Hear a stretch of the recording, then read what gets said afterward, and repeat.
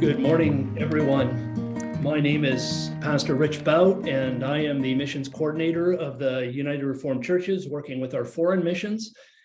And this morning we have with us Pastor Cagdas Coskun, who is working in Izmir. He is a pastor working in a city of about 6 million people. And we're so thankful to have you on with us this morning again, Cagdas. Thank you for having me.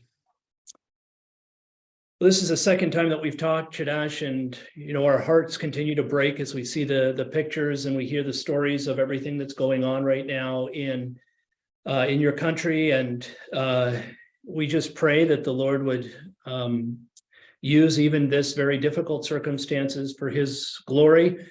We know that you guys have gone through some incredible things over the last 2 weeks.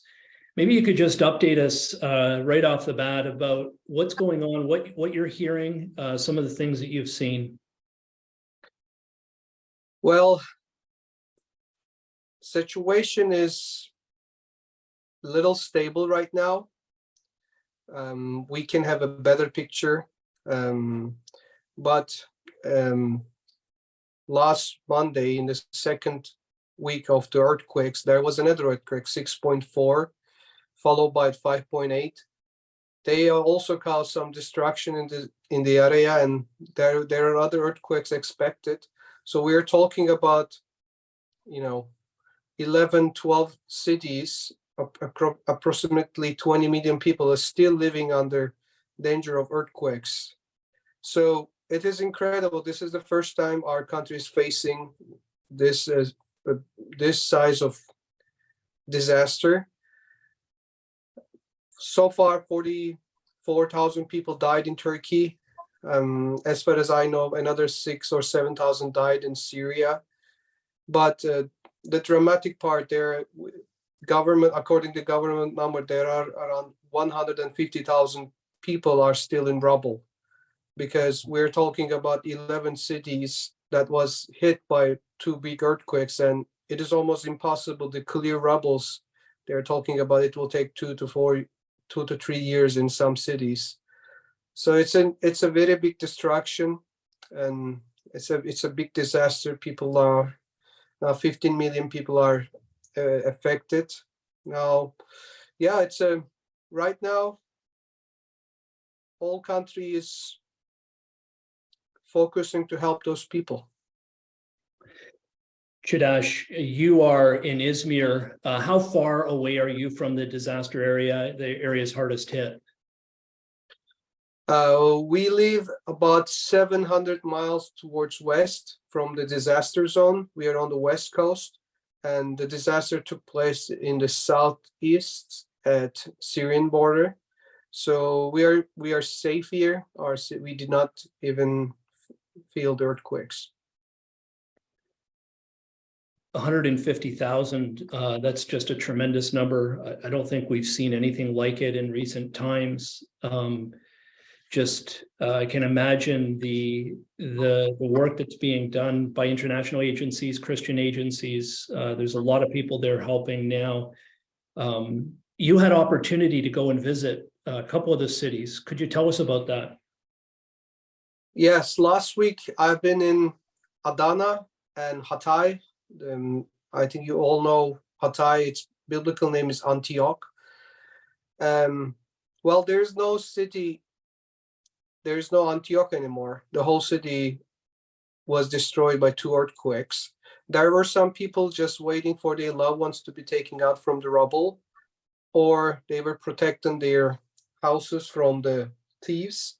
But after 6.4 and 5.8 earthquakes last Monday, we heard that they also left, because right now everyone is very fearful that those damaged buildings will collapse and they would be under the rubble. So the whole city is abandoned right now. We're talking about 2.5 million people only from Antioch. And I was in Adana. There was some destruction there, and we visited Mersin, because our brothers and sisters fled from the earthquakes mostly there. We tried to help them when we were there, but the picture is so dramatic. It's just, I never thought in my life that I would see a destructive city, not with bombs, not with anything, but you just drive miles and miles, hundreds of miles. You only thing you see is just rubbles. Wow. And you were able to bring some supplies, Chadash? Yes, there are Christians serving in the area. I think overall Christians have been doing an amazing job, no matter which denomination or theology they're coming from. They've been doing a tremendous job in the area. We focused to support their work when we were there because they are in dire needs of some fundamental, some base essential equipments. So we focused to the zone. It is called Old Antioch. It's towards the mountain, because no help has reached there yet, because the government hasn't cleared the road yet. So we took our some help. We walked there. I even recorded a video towards, we walk between the rubbles. So yeah, we did whatever we can while we were there. Right now, you're talking about doing something long-term. I know you're looking into the ways that you're going to be able to help. Can you give us an idea of what that's looking like right now? Well, because of the size of destruction, it is obvious that those people will need some long-term help. And the biggest long-term help they need is a shelter. So right now we are focusing that need. And the first thing we came up with, shipping container houses, because they have their own restroom, toilets, and a little kitchen. So because we estimate that people will need a shelter 2 to 3 years at least until their houses are built, because you cannot move those 15 million people to other cities because there are no houses to put them in. And so right now our goal is just as first of all for Christians, then followed by other disaster victims, to at least provide some sort of shelter for them. They can stay there long term until their houses are rebuilt. I imagine that there's going to be areas that will not be rebuilt. And I know this is a developing situation, but just seeing the destruction and talking about the fault lines with you earlier, you're expecting more earthquakes, right, in the near future, and it still is a very unstable area.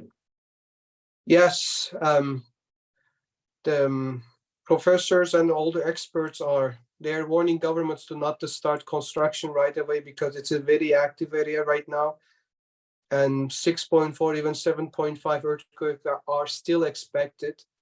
And whenever the earthquakes happens, basically they suggest that not to start working maybe 1 or 2 years. It makes the situation even worse, honestly. Mm-hmm. Do you have an idea, Chadash, when you will be going back to see or to bring supplies to the people there? Well, so far we have received some very generous donations for our first phase, because our plan, we have 4 phases in our plan. Right now we plan for the first phase to raise $20,000, which praise be the Lord, we raise it, and we are hoping to be in the area next week or in 2 weeks. Right now we are trying to be very specific about the needs, because there are so many things going to area. Some needs are overflowing, but they're missing needs. Some essential things are still missing. So we are trying to be very conscientious about our moves. We really want to help, and when we help, we just try to do the right things. But next week or in 2 weeks, Lord willing, we will be in the area again. You made a video and you went down with some members of your church, is that right? Yes, that's right. Okay. Are there any other anyone else in your church involved in this, or any other plans that you know of that are being made right now to help? Well, of course, when we heard about the earthquakes, everyone in our church did something. Some of our members joined other non-governmental organizations to help. One of our member, our intern, who's doing his MDiv at Greenville Presbyterian Theological Seminary, he went to the area to help kids because he's a psychologist. He worked with the kids for a week. Everyone is doing something, honestly. Everyone is trying to do their best, and there are there were so many donations from our church. We also sent them 2 times from our church. There's a great response from everyone. That's wonderful. We'll continue to pray for you, Cagdas. We know it's like we've mentioned, it's an unfolding situation. I guess the needs will be seen not only days, but weeks and months and years ahead. So we just pray that the Lord will give you much wisdom and strength, give the churches also that wisdom. But we pray that this would be something that something good could come out of it. Blessing will come out of it. And we know that we serve a sovereign God, and what a joy that is to know in times like this. Are there specific ways that we can be praying, Cagdas, for you and for the churches there? Yes, well, first of all, let us remember disaster victims who lost their loved ones, homes, and everything in just 1.5 minutes. Their life are not the same anymore. But the biggest need is the gospel. Turkey is a very spiritually dark country. There are so few Christians in our land, in our country. We hope that God will use this disaster to glorify his name and to draw many people to churches. That's our biggest hope. We know that our houses will be gone one day, our bodies will be gone one day, but the most important thing is, the biggest need is the gospel. And we are really prioritizing that as a church, but we are trying to be careful, because whenever people are hungry, whenever people are homeless, you need to help them in different ways first before they hear the gospel.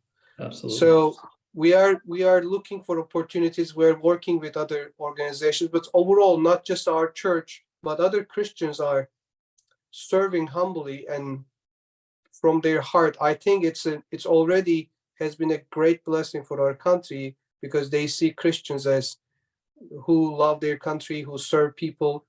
I think it's already God is using this situation for his kingdom.